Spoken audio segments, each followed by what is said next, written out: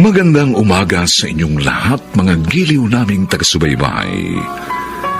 Narito na po ang ating tampok na kasaysayan sa linggong ito, pinamagatang Isa Kang Mabahong Putik na Pinandidirihan Kong Tapakan. Dito pa rin sa ating natatanging dunang May Pangako ang bukas.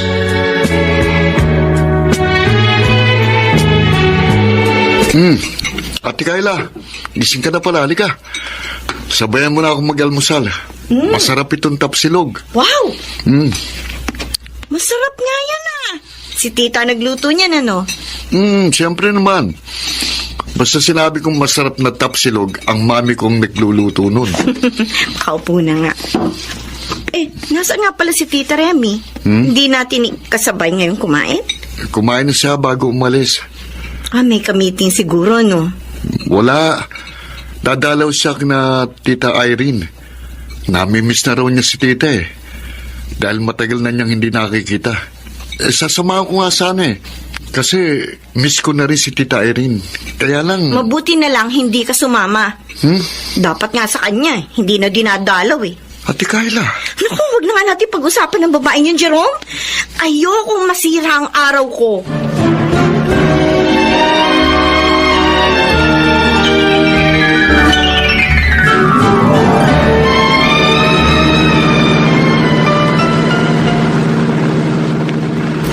Mukhang napagod ka ng gusto, Kayla. Oo nga, Arnel. Ang dami kasing pasyente sa ospital kanina. Yayayain pa sana kitang mamasyal at kumain sa labas bago ihatid sa inyo. Ay, pasensya na, Arnel. Sobra talagang pagod ko eh. Masakit pang ulo ko. Next time na lang, okay? Okay. Makakatanggi ba naman ako? Ikaw ang boss ng puso ko. Nagawa mo pa talagang isingit ang puso mo, ha? Aba, ayos pala yung ginawa ko. Naisingit ko na ang puso ko. Napangiti na kita eh.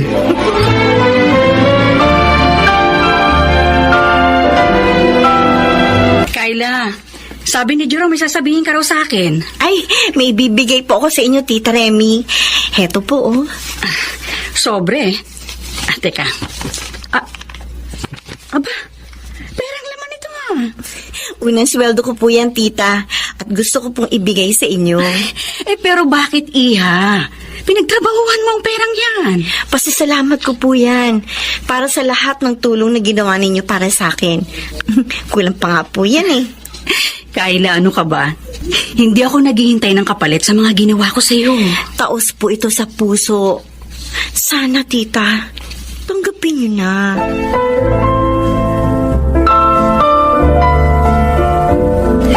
At ibinigay niya sa akin ang buong sweldo niya. Mabait talaga si Kayla. Marunong tumanaw ng utang na loob. Pero kinalimutan ka niya, Irene. Kasalanan ko naman yun. Naglihim ako. Pinapaniwala ko siya sa isang kasinungalingan. Sana lang mapatawad pa niya ako. Mangyayari din yun, Irene. Huwag ka lang magsasawang ipakiusap yun sa Diyos.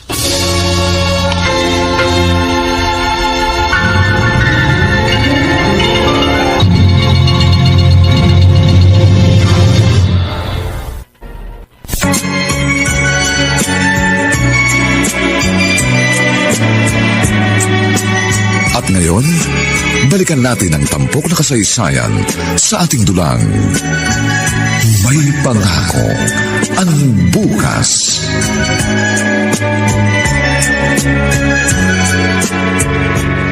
Nagustuhan niyo po ba yung suha, Jerome, Tita Remy? Oo, ate, ang sarap.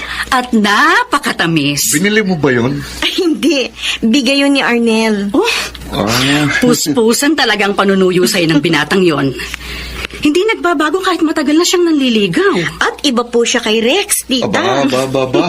Ibig pong sabihin yan, may feelings ka na kay Arnel, ate? Oo, Jerome. Mahal ko na siya. At bala ko na siyang sagutin. Ayos. magkaka-boyfriend na uli si Ate Kayla. And this time, sisiguraduhin kong hindi na ako masasaktan.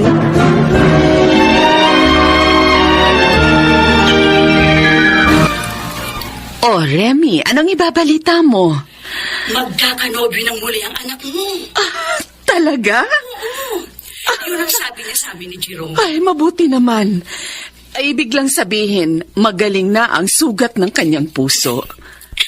Matagal niya nang nalimot si Rex, Irene. Eh, ano naman ang pangalan ng lalaki? Mabait ba siya? Nakilala niyo na ba? Sunod-sunod ang tanong mo, ha? Pasensya na. Gusto ko lang makatiyak na hindi na masasaktang muli si Kayla ko. Well, sa tingin ko naman hindi na mangyayari yon. Mabait si Arnel. At matagal na siyang nanliligaw sa anak mo. Isa lang naman ang hangad ko para sa anak ko. Ang maging maligaya siya habang buhay.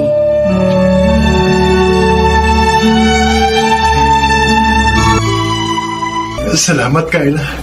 Maligaya ako. Dahil sa wakas, tinanggap mo rin ang pag-ibig ko. Dahil nakita ko ang pagtsatsaga mo, Arnel.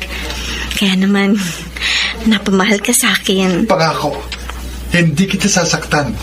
Hindi kita paluluhain. Aasahan ko yan. Oo, Kayla. Sana sabihin na natin ito kina Tita Remy. Hindi na kailangan. Dahil alam na nila. Oh, ganun ba? Oo. Para may katulong akong aaway sa'yo pag niloko mo ko. Hindi mangyayari yun. Kung gusto mo, pakasal na tayo eh. Ano? Kasal agad? Oo. Nasa hustong edad na naman tayo eh. May maayos na trabaho at matagal na magkakilala. Kaya pwede na yun.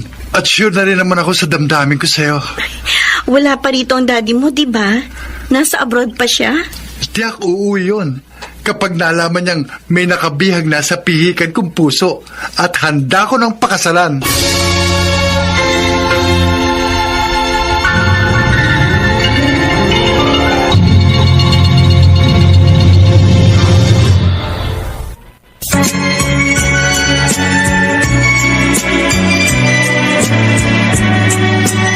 At ngayon, balikan natin ang tampok na kasaysayan sa ating dulang. May pangako ang bukas.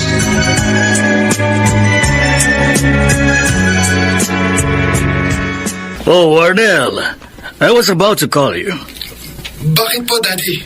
Sasabihin ko lang na magbabakasyon ako dyan next month. Really, Daddy? Yes, son. Good! Makikilala niyo na ang bumihag sa puso ng anak ninyo. Talaga, ah. Sigurado maganda yon. Yes, Daddy. Napakaganda. Bala ko na nga siyang pakasalan. Oh, ang bilis naman yata. Actually, more than a year na ako naliligaw sa kanya. At matagal na kami magkakilala. Talaga? Kasama mo ba siya sa office? Ano, Daddy? Doktora siya. Wow! Excited na akong makilala siya.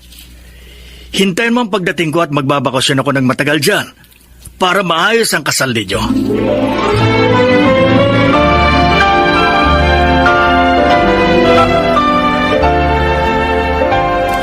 At may balak na palang mag-asawa ang anak ko. Oo, Irene. Ang gusto ko sana, makilala mo rin si Arnel. At dapat naroon ka rin sa kanilang kasal. Mahirap mangyari yun. Dahil galit pa rin sa akin si Kayla. Susubukan ko siyang pakiusapan. Ay, di ba birthday mo na next week? Susubukin ko siyang isama rito.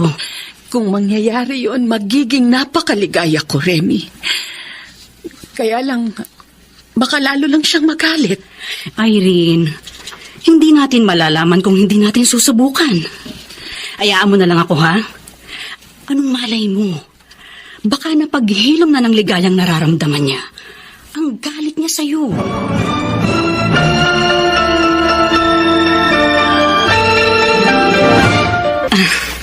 Kayla, pinagtimpla kita ng juice. Baka nauuhaw ka na sa dami ng binabasa mo. Salamat po, tita. Iha, may sasabihin sana ako sa'yo. Mukhang serious yan ah. Ano po ba yun? Next week, birthday na ni Irene. Gusto ko sanang mapasaya siya. Tita, please. Huwag natin siyang pag-usapan.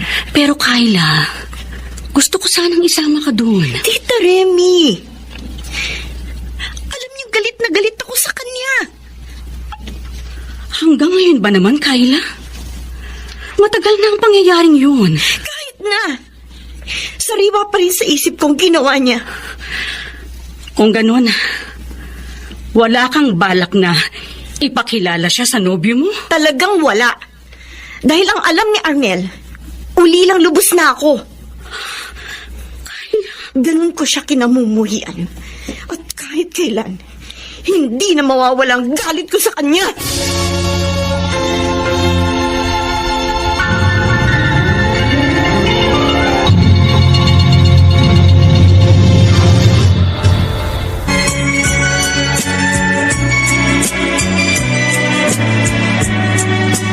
At ngayon, balikan natin ang tampok na kasaysayan sa ating dulang. May pangako ang bukas.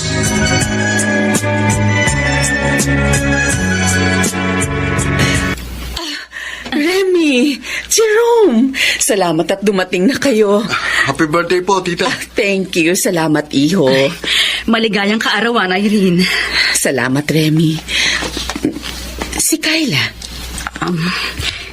Hindi siya sumama.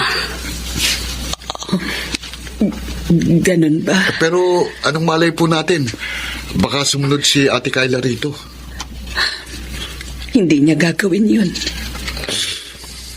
Dahil alam ko, galit pa rin siya sa akin hanggang ngayon.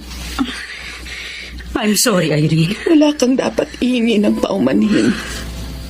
Wala kang kasalanan. Nalungkot lang naman ako dahil pangarap ko na pupunta siya rito at babatiin ako. Pero hindi bale. Narito naman kayo eh. At kahit hindi ko kasama ang anak ko, alam ko maligaya siya at nasa mabuting kalagayan.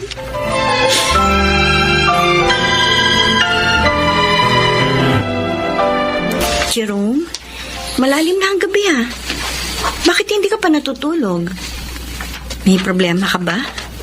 Wala, Ate Kyla. O kung ganon, anong gumugulo sa isip mo? Si Tita Irene.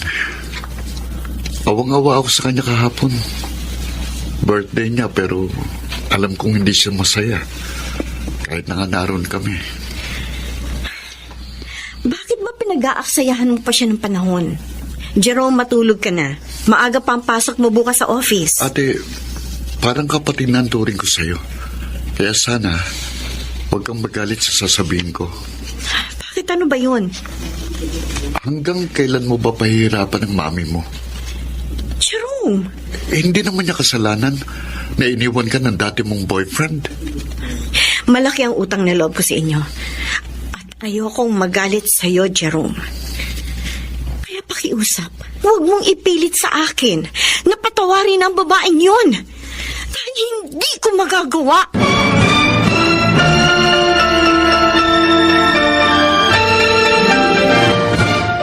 Ang mga larawang ito na lamang ni Kyla ang naiwang alaala niya sa akin.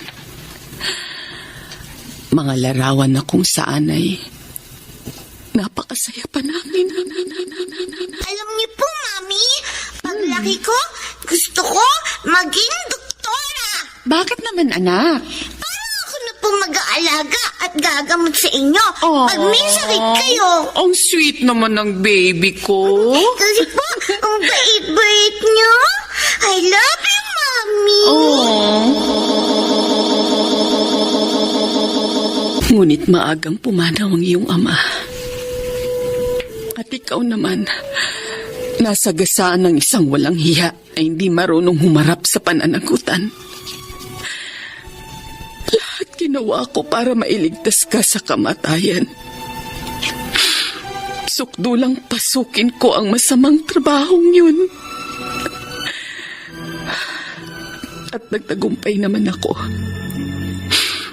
Nakaligtas ka.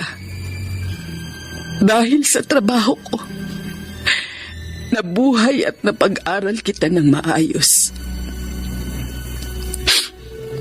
Naniwala kang isa ako mabuting ina. Hanggang sa dumating ang panahong kinatatakutan ko. Nalaman mo ang lahat. Nagalit ka at iniwan ako. Kayla, anak ko. Labag din sa kalooban ko ang ginawa kong yon. Pero tiniis ko alang-alang sa'yo. Kailan mo kaya yun mauunawaan? Sa makalawa na pala ang dating ng daddy mo? Oo. Kaya hindi mo na kita masusundo sa Makalawa after your duty. It's okay. I understand. Gusto ko nga sana sama ka sa pagsundo kay Daddy. Kaya lang, may pasok ka sa ospital. Pero hindi bale, magkikita naman kayo Arnel, tingin mo kaya matatanggap ako ng daddy mo for you? Bakit mo naman naitanong yan? Wala lang. Kinakabahan lang kasi ako. Kayla, mabait si Daddy. At wala akong nakikitang dahilan para hindi kanya matanggap. Kaya huwag kang mag-aalala.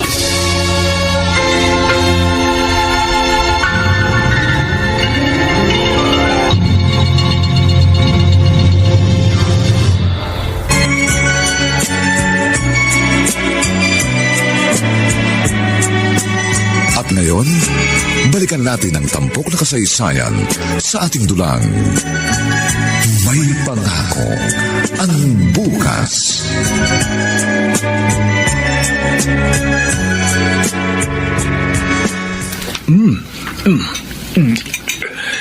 Sobrang nabusog ako. Ang sasarap lahat ng pagkain ipinahanda mo kay Manang. Talagang sinadya kong ipaluto ang lahat ng favorite nyo, Dad. Para masiyahan naman kayo. Thank you, son. Bakit nga pala hindi mo kasama ang girlfriend mo sa pagsundo sa akin kanina? May duty siya sa ospital, Dad. But don't worry. Isasama ko rin siya rito. Abay, dapat lang. Nang makilala ko na ang mamanugagin ko. Oh, wait. May picture ba siya sa'yo sa cellphone mo? Oh, yes, Dad. Meron. Oh. Ito.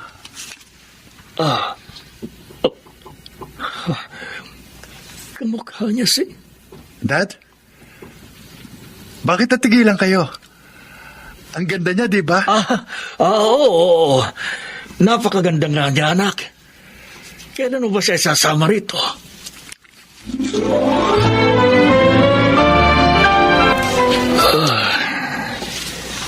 Hindi ako makatulog. Hindi mawala sa isip ko ang picture ng girlfriend ni Arnel. Gano'n na gano'n ang mukha ni Irene nung araw. Ang sabi ng anak ko, Kayla ang pangalan ng babae yun. Lalo tuloy ako nagiging interesado na makita ang dalagang yun. Dahil sa nakita kong itsura niya. Sana naman mali ako. Sana mali ako.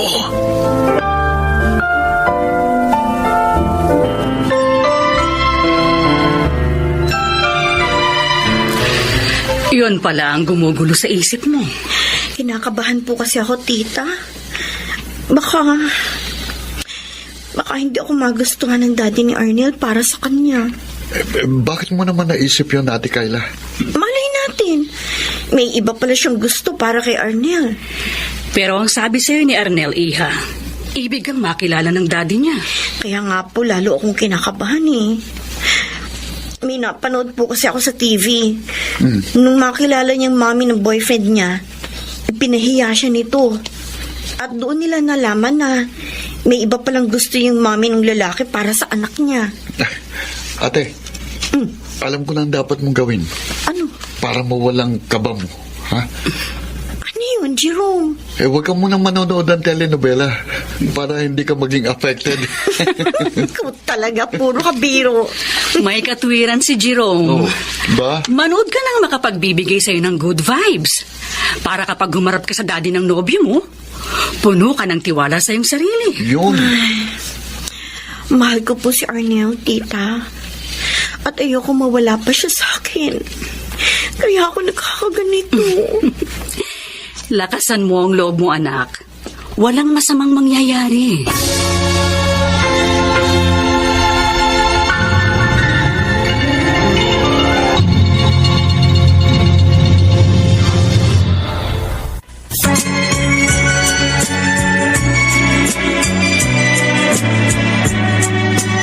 At ngayon, balikan natin ang tampok na kasaysayan sa ating dulang. May pangako ang bukas.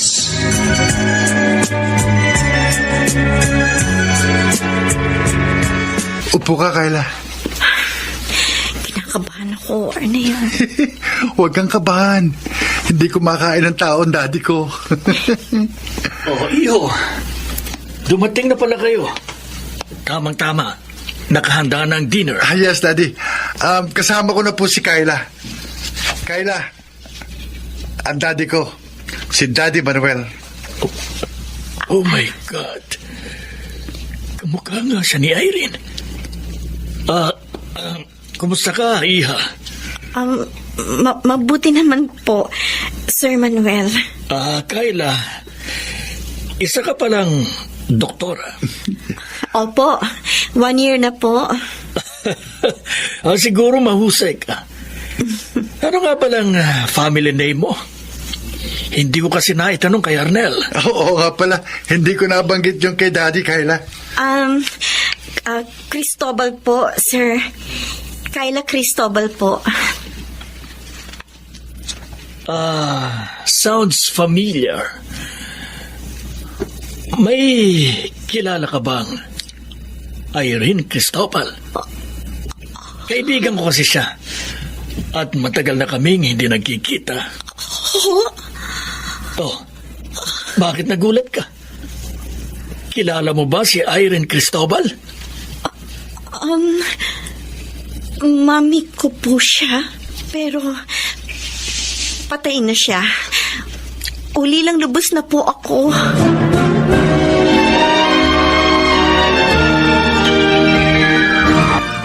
Ang sabi mo, Kayla, maayos naman ang pakikitungo sa'yo ng daddy ni Arnel.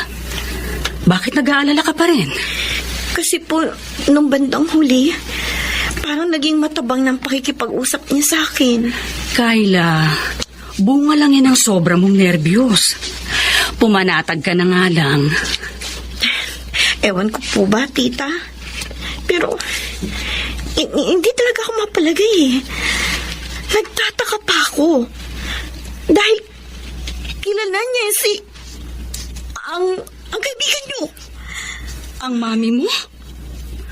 Paano daw niya nakilala? Kaibigan daw niya. Pero sabi ko, patay ng mami ko. Oh, Diyos ko, Kayla. Bakit mo ba ginagawa to sa iyong ina? Naging napakabuti niya sa iyo. Mabuti ba yun? Yung dinumihan niya ang pagkatao ko? Siya ang dahilan kaya iniwan ako ni Rex. Dalawa kami nakatukla sa masama niya trabaho. Kayla. At dahil doon, kaya ayaw ko na siya magkaroon pa ng bahagi sa buhay ko.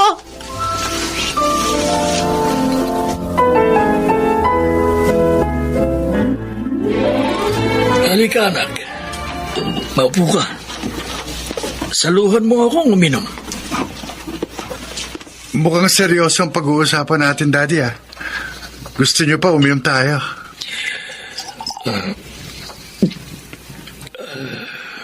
Konti lang naman ito, anak. Okay. Ang sabi mo, 2 months pa lang kayong magkarelasyon ni Kayla. Oh, yes, daddy. Matagal ko po siyang niligawan, eh. Didiretsahin na katanak. Gusto ko, layuan mo siya. Daddy, pero bakit? Maganda, mabait at matalino si Kyla. Hindi siya magiging alangan sa pamilya natin. Galing siya sa maruming pamilya. Marumi ang kanyang ina. Si Irene. Daddy, Isa si Irene sa mga nakarelasyon ko noong araw. At pagbibili ng aliw ang kanyang trabaho. no. Anak, kahit patay na si Irene, nananalaytay pa rin sa Kyla na yon ang dugo ng kanyang ina. Kaya ang gusto ko, layuan mo siya.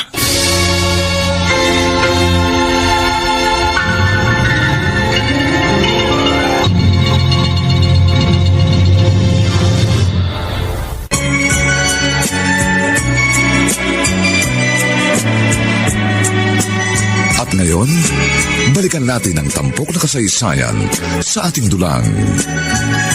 May pangako ang bukas.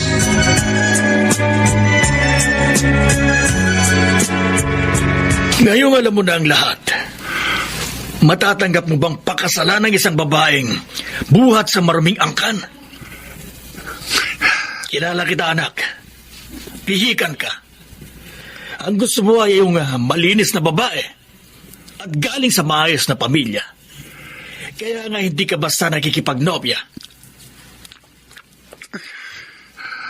Lalaitin at pagtatawanan ka lang ng mga kakilala natin dahil sa babaeng yun. Daddy, Layuan mo na siya, anak. Hindi siya makakabuti para sa pamilya natin, lalo na sa'yo.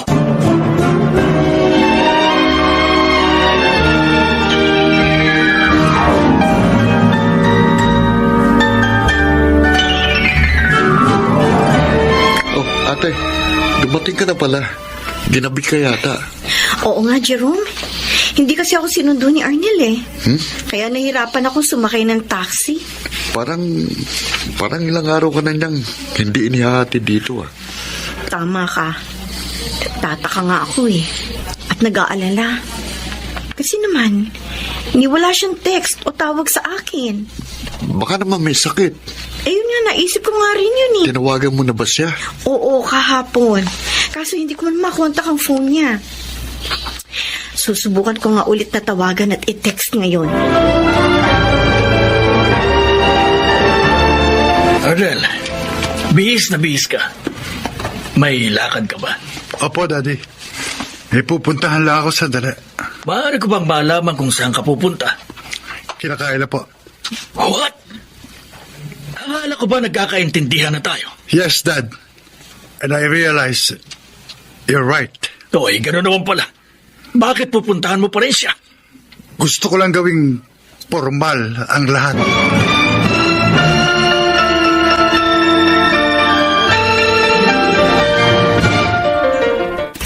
Arnel! Wow, salamat naman. At nagpunta ka na dito.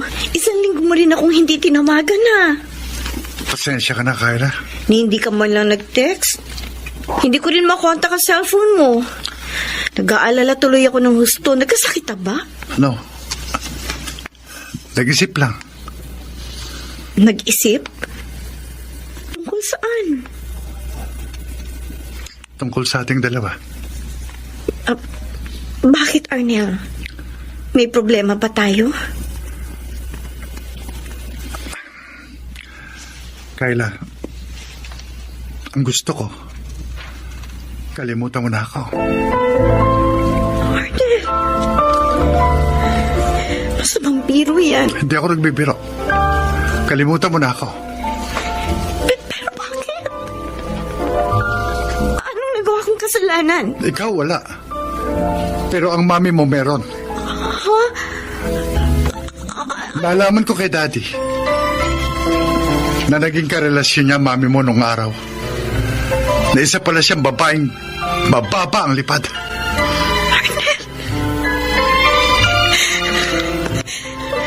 Pero wala na siya. Patay na. Kung ganun, alam mo tungkol doon? Hindi mo man lamang ipinagtapat sa akin? I'm sorry. Akala ko kasi dahil wala ng mami ko, wala na rin siyang bahagi sa kasalukuyang kong buhay. Paano mangyayari yun? Ganong anak ka niya. Tama nga pala si Daddy na layuan kita.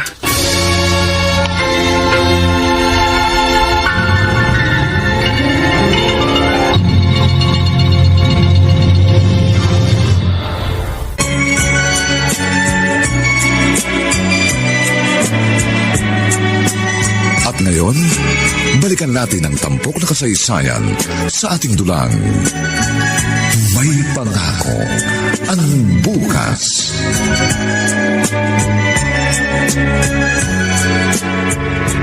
Sinampal niyo po siya, Mami. Napuno na kasi ako, anak. Dahil sa ginawa niyang paglapastangan kay Irene. Kaya pala, hindi na ako kinikibo kanina nang umalis siya. Sobra na talaga siya. Hindi ko na alam kung paano ko pa mapapalambot ang puso niya. Di ba sabi niyo naman, walang imposible sa Diyos? Kaya, huwag pa rin tayong sumuko.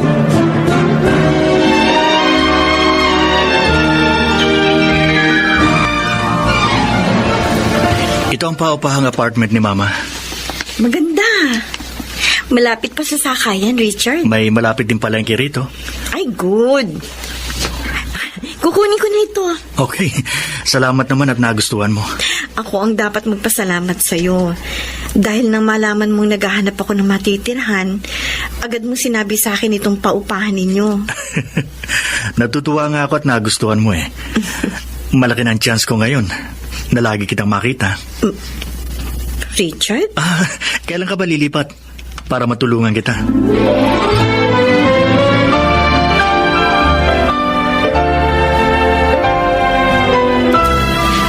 Aalis ka dahil nagalit ka sa ginawa kong pagsampal sa'yo. No, tita. Napakalaki ng utang na loob ko sa inyo. Nang lumayas ako sa bahay namin, pinatira niyo ako dito. Pinag-aral hanggang matapos ko ang medisina. Paano ko makukuha ang magalit sa inyo? Kung ganon, bakit ka aalis? Para po matuto ako maging independent. Iyon lang ba talagang dahilan? At upang hindi na rin ako makatanggap pa ng balita tungkol sa kanya. Kayla, talaga bang wala nang puwang sa puso mo ang pagpapatawad? Wala ka na bang kahit kaunting pagmamahal para sa iyong ina? Hanggang may sakit na nadarama ang puso ko, hindi ko siya mapapatawad, tita. Ma'am Irene, heto na po yung pinabili niyong merienda niyo. Salamat, Mang Pilo. Pakilagay na lang po dyan sa table. Po, sige po. Maiwan ko po muna kayo. Sige, Mang Pilo. Tatawagan ko na lang kayo kapag may kailangan pa ako. Tungkol sa ibabalita ko sa iyo, Irene. Oo nga pala. Ano yun? Wala na sa amin si Kayla. Ano? Pero bakit? Saan siya nakatira ngayon? Inihatid namin siya ni Jerome sa bago niyang tirahan. Pero bakit siya umalis sa inyo? Makinig ka. Sasabihin ko sa iyo. Pero sana, huwag kang magalit sa akin.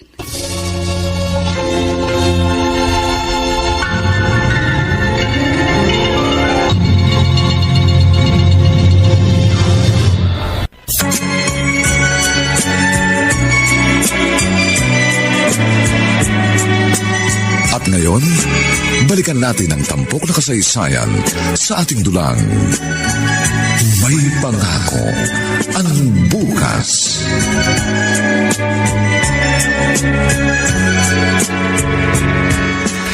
Flowers and chocolates for you, Dr. Kayla. Na naman? Richard, lagi mo na lang akong binibigyan ng mga yan. Tapatin mo nga ako. May feelings ka ba sa akin? Oo, matagal na, Kayla. Richard, Hindi lang ako naglakas ng loob ng sabihin sa'yo dahil siguro sobrang higpit magbantay ni Arnel pero iniwan din niya ako. dahil wala siyang paninindigan. Nasasabi mo yan dahil hindi mo alam ang lahat. Alam ko ang mga nangyari. Alam mo? Oo. Mahal kita, Kayla. Kaya inalam ko ang lahat ng bagay ng tungkol sa'yo. Pati ang background ko? Pati yun. At kung hindi ka natanggap ni Arnel dahil lang doon, ako, Kayla, tanggap kita. At handa akong panindigan ang pagmamahal ko sa'yo.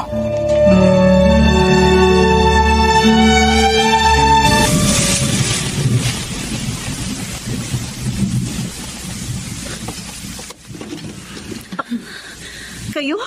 Kayla, pwede mo ba akong patuloyin? Paano niyo nalaman na tinitirahan ko? Hinanap ko. Kayla, pakiusap. Patuloyin mo ko. Mag-usap tayo kahit sandali lang. Nagpunta kayo dito sa lakas ng ulan na yan? Ngayon makikiusap kayong patuloyin ko kayo? Hindi! Umalis na kayo! Wala tayong pag-uusapan! Kayla, talaga bang hindi mo na ako mapapatawad? Wala ka na bang kahit kaunting pagmamahal sa akin? Ang lakas naman ng loob niyong tanungin ako. Matapos yung akong bigyan ng kahihiyan, matapos yung dumihan ng pagkatao ko. Alam niyo ba kung anong tingin ko sa inyo ngayon? Isa kayong mabahong putik na pinandidirihan kong tapakan! Isang putik na gusto kong mawala sa daraanan ko! Sa buhay ko!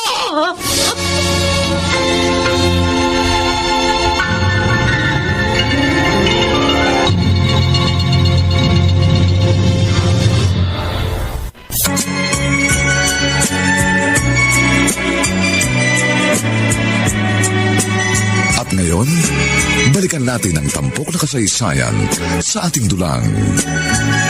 May pangako ang bukas.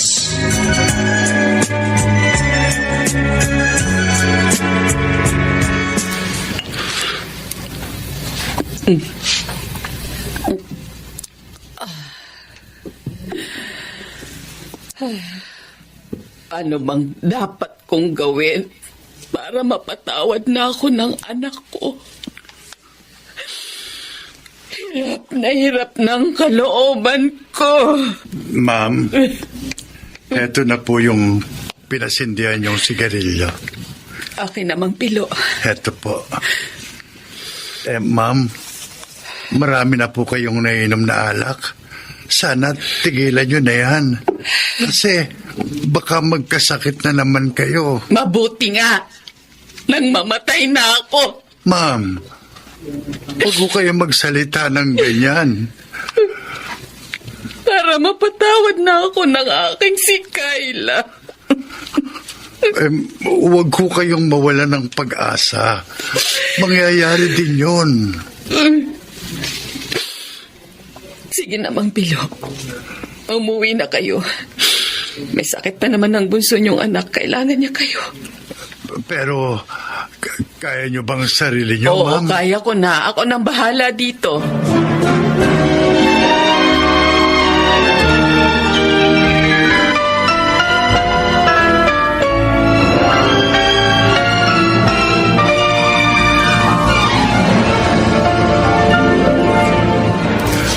Mami!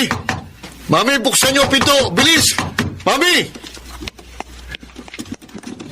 Mami, O Jerome, ano nangyari? Bakit natataranta ka? tumawag pong kaibigan ng kapitbahay ni na Tita Irene. At ang sabi niya, nasusunog ang bahay ni Tita.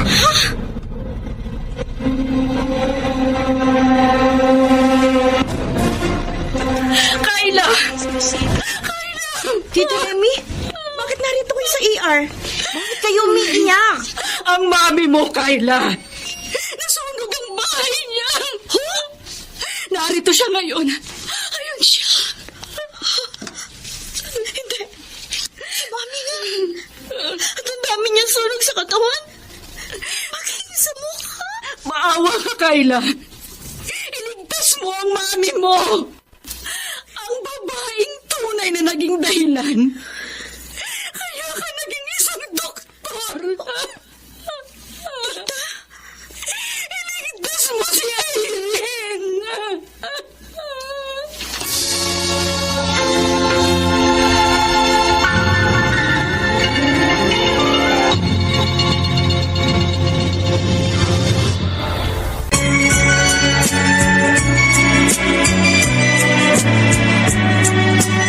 At ngayon, balikan natin ang tampok na kasaysayan sa ating dulang.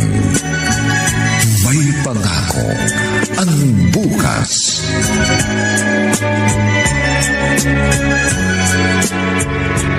Bakit ganun? Bakit kailangan si Mami pang maging pasyente ko? Doktora Kayla, are you okay? Dr. Richard, siya ang Mami ko. Alam ko. Di ba sinabi ko na sa'yo? Inalam ko na ang lahat tungkol sa'yo. Kailangan iligtas natin ang Mami ko. Kaya mo ba siyang gamutin? Gagawin ko ang lahat. Mailigtas lang siya.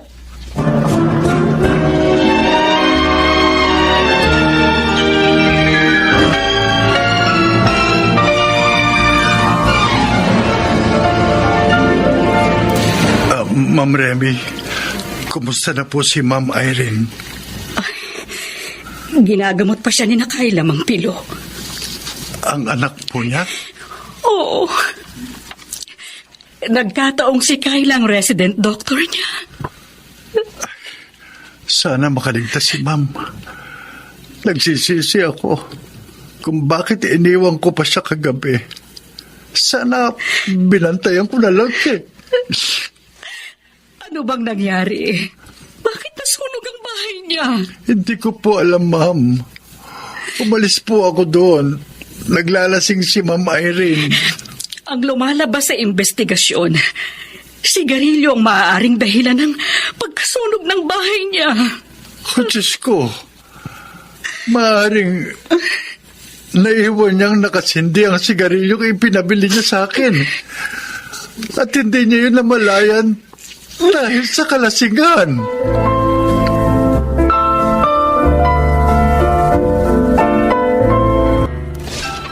Mami, buti dumating na kayo. Kumusta na po si tita? Nagkamalay na po ba? Hindi pa, anak. Pero tapos na siyang gamutin ni na Kayla. Si ate pong doktor niya? Oo, anak. Nagkataong duty siya sa ER. Ipanalangin po natin si tita, mami, na makaligtas siya. At maging daan ang pangyayaring ito upang magkaayos na sila ni Ate Kayla. Tama ka, anak. Upang maging maligaya ng muli ang aking kaibigan. Oh, Diyos ko. Matagal po akong nakalimot sa inyo. Nang maabot ko ang mga pangarap ko. Nang magtagumpay ako. Hindi ko kayo napasalamatan. Hindi rin ako lumapit sa inyo para magpatulong. Pero ngayon po, taglong-tuhod po akong nakikiusap. Nagmamakaawa. Iligtas niyo po ang mami ko. Hindi ko pala kaya mawala siya. Ikaw po ang may-ari ng buhay namin. Kaya para niyo ng awa. Huwag niyo po munang kunin ang mami ko. Bigyan niyo po ako ng pagkakataong mapunan ang mga pagkukulang ko sa kanya.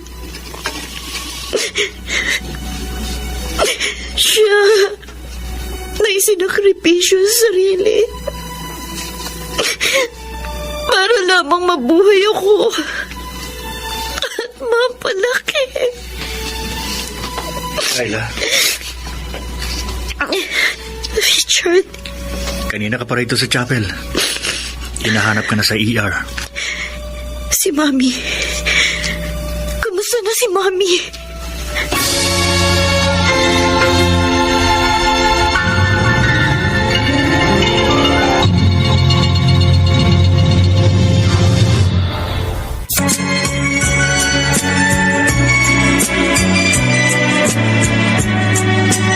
At ngayon, balikan natin ang tampok na kasaysayan sa ating dulang.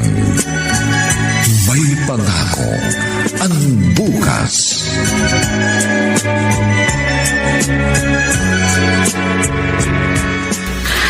Irene, Remy, kasama ko si Jerome. Tita, kumusta na po kayo? masakit pa rin ang mga sugat ko. Malaki kasi ang napinsala sa'yo dahil sa sunog na yon. Nasunog nga palang bahay ko. Hindi ko nagawang lumabas dahil sa kalasingan. Pero may nakapagligtas pong bombero sa inyo. Iyon nga lang, iba na ang itsura mo ngayon, Irene. Hindi na importante sa akin ang itsura ko. Isa lang ang mahalaga sa akin. Ang aking si Kayla. Ang aking si Kayla. Huwag ka nang umiyak. Baka makasama pa yan sa'yo. Magpagaling po kayo nang maging masaya na uli kayo. Anong ibig mong sabihin, Jerome? Surprise po yun na malalaman nyo kapag magaling na kayo.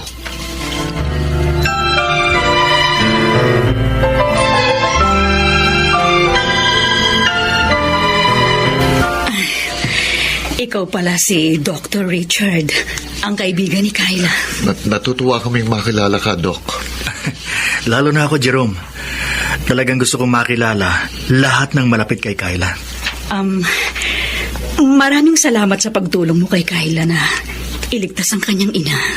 Sa Diyos po tayo dapat magpasalamat dahil siya ang tunay na nagligtas kay Aling Irene. Kasangkapan lang po niya kami mga doktor.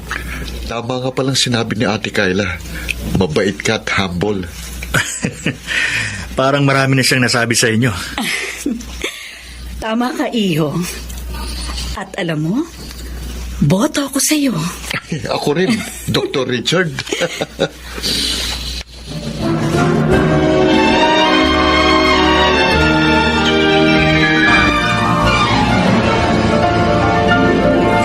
Kumusta na po kayo? Mami? Kayla, anak, ikaw nga ba? Ako nga po. Salamat. Salamat, anak, at dinalaw mo ko. Salamat. Kami po ng mga kasama kong doktor ang gumamot sa inyo. Oh, At masaya po ako dahil niloob ng Diyos na mailigtas po namin kayo. anak ko. Ngayon, makakabawi na ako sa mga pagkakasala ko sa inyo. Patawarin niyo ako, Mami. Sa lahat ng masasamang ginawa at sinabi ko sa inyo. Hindi ko po kaya mawala kayo sa akin. Mahal ko kayo, Mami. Mahal na mahal din kita, anak ko.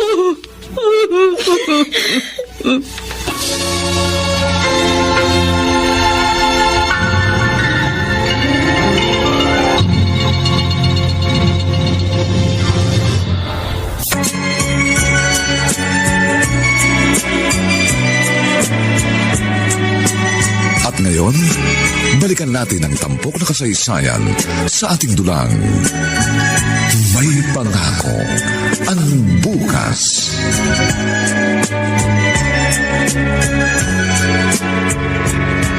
Kayla, nabanggit ni Jerome na may sasabihin ka sa akin. Ano ba yon? Tita, gusto ko po sana humingi ng tawad sa inyo. Dahil sa ginawa kong pag-alis dito. Hindi nyo alam pero nagtampo ako sa inyo. Kalimutan na natin yon, Iha. Ang importante, maliwanag na ngayon ang isip mo. Salamat po. Ang bait nyo talaga. Ano naman yung isa mo pang sasabihin?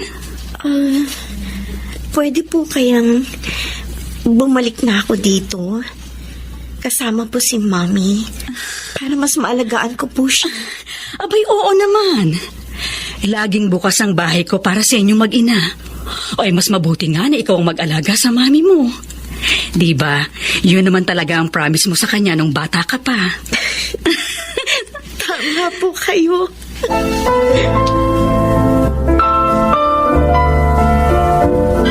Bakit naman aalis ka na, Richard? Dito ka na Salamat po. Pero, ka po kami sa bahay, mga pinsan ko. Hintayin po ako ni na mama at papa. Pero ano mga Kayla? Welcome ka rin. Pinsan nga po, maging welcome din ako sa puso ni Kayla.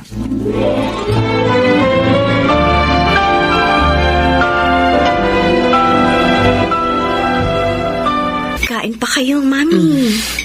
Busog na ako, anak. Okay po. Gusto ko lang kasi mabilis kayong gumaling at lumakas. Mangyayari yon dahil mahusay ang doktora ko. At ikaw yun, anak ko. Ang mami ko talaga. Salamat po. Hindi kayo nagalit sa akin. Sa kabila ng mga masasamang ginawa ko sa inyo. Pinag-aral niyo pa rin ako ng medisina sa pamamagitan ni Tita Remy. Dahil mahal kita. At gusto kong maabot mo ang pangarap mo. At salamat sa Diyos. Dahil nagtagumpay naman po ako. At sa tagumpay na ito, kasama ko kayo. Magkasama nating haharapin ang magandang pangako ng bukas.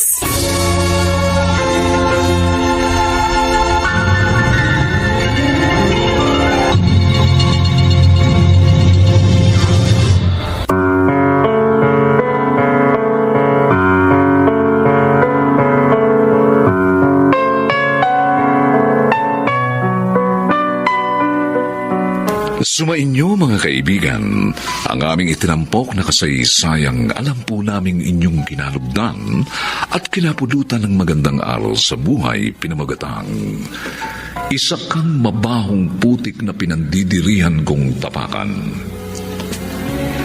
Mga kaibigan, inaanyayahan po namin kayong bisitahin ang FB page ng May Pangako ang Bukas.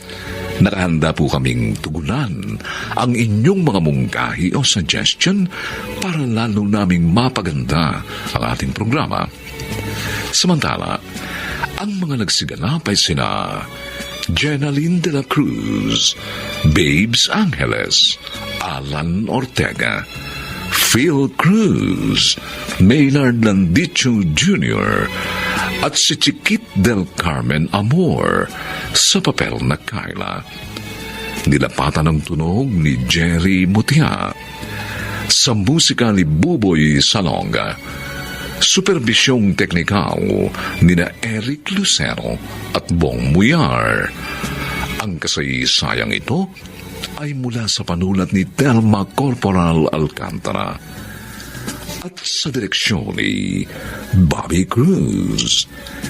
Ito pong muli ang inyong kaibigan, June Martin Legaspi, nagaanyayang sa susunod na linggo, muli po namin kayong hahatdan ng isa pang bagot na ibang uri ng kasaysayan. Dito pa rin, sa ating natatanging dunang, may pangako ang bukas.